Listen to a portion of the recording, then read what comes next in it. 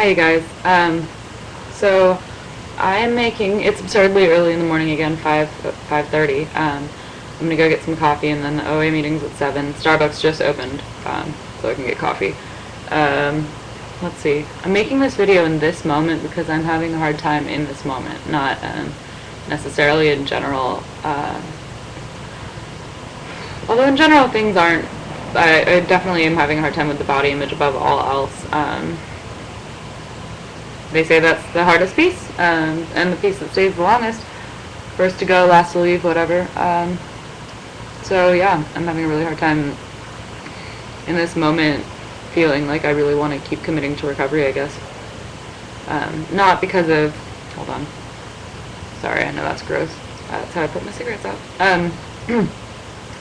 Not so much because of life, although life is overwhelming. I mean, I think the overwhelming part, I was thinking about it, I think that the really overwhelming part is applying for jobs, not necessarily the idea of having a job. The idea of having a job, I like a lot. I like the idea of once I have the job, I'll have somewhere to go and work. I mean, I'm in intensive outpatient right now, but it's 4 days of the week. It takes up a lot of my time because I have to go there, and that I give myself about an hour and a half to get there and get back, and it's 4 hours of the day, 4 days a week. In the evening, so I don't get home until maybe 10 or 10:30 some days. So it's a good chunk of my time, but it's not really a satisfying chunk of time. I don't necessarily feel super comfortable, and I think that's a good thing personally. I don't think that treatment is supposed to be super enjoyable, but the point is right now I'm not doing much with my life that feels structured and in an enjoyable or productive manner, I guess. A new therapist started at our IOP, actually, that she worked at this PHP that I was at for a while, not an eating disorder program. It was when I was having my mental breakdown, I guess, when I was in behavioral recovery from the eating disorder last time. But anyway, her name's Beth, and I think that the therapists at my IOP are good, but it's refreshing to have a therapist running a group that feels more structured and feels more action-oriented.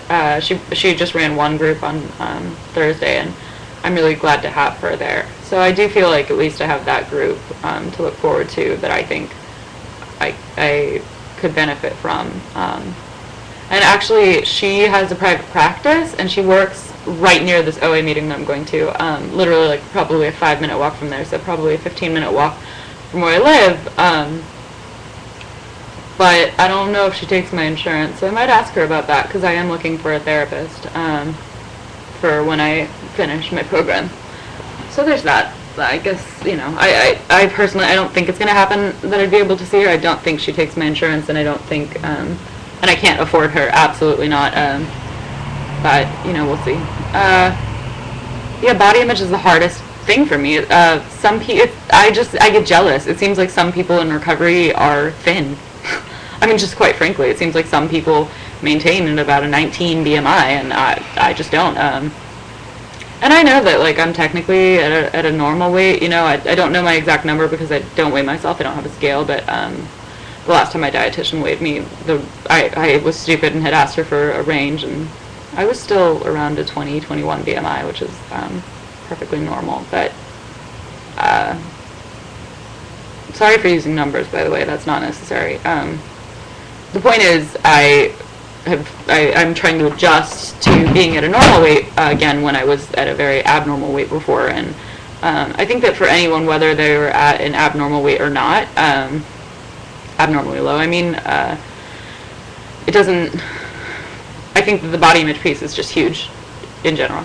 And I think that maybe it's just an easier focus than other things that I'm scared of, because I am nervous. I talked at a meeting last night, an NA meeting. I go to another fellowship for, I used to be active in drug addiction. And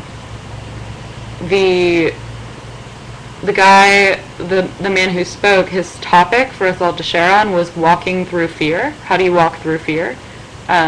I really liked that he put it that way. He said walk through fear. He didn't say avoid fear. He didn't say how do you make fear go away. He didn't say how do you lessen fear. He said how do you walk through it.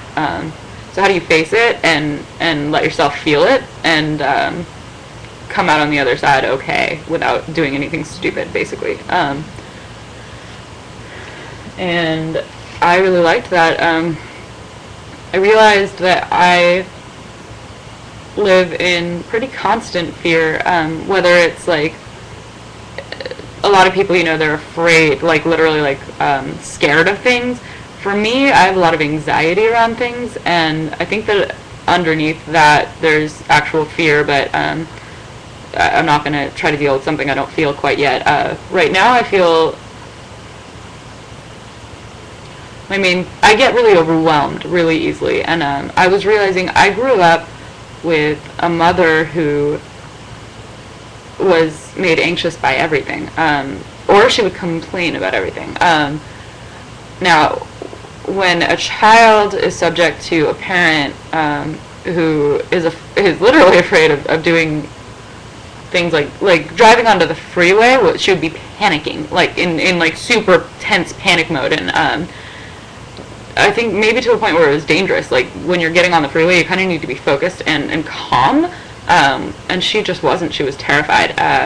She also, anything that she had to do, like things like washing the dishes, things like cleaning the house. She also kind of cleaned kind of compulsively, but she would complain about how much of her day it took up, how tired she was, and she had to do this, and making dinner. And I was a vegetarian for 8 years. When I was 11 years old, I became a vegetarian. She would get really, really angry that she had to make a separate meal for me, even though it was like, the Morningstar stuff that you buy and you heat up, and I could just have that and the vegetables and whatever was there. So thinking about that, I realized, I think I read somewhere in a book about trauma, actually, something about if a child grows up around a parent who makes everything seem hard, the child will probably grow up to be overwhelmed and find difficulty trying to do daily life tasks, because they associate it with that. They're taught that it's harder than it is. That can be the case sometimes, it seems. And I think that I may be experiencing that. So anyway, that's something that I'm nervous about, is life stuff. I want to have a job. I don't know how to do a resume. I haven't worked in years. I've just been so sick. I don't know how to do a resume. There's so much shit that I don't know how to do. I'm 20 years old, and I've been sick since I was 9, and it's just like, it's not that I haven't done anything during that time, but there's a lot that I haven't done, or haven't learned to do, or have been too sick to do, and therefore never learned to do. Whatever. I don't feel super wordy in the mornings. I do like the mornings, though. That's something I've noticed.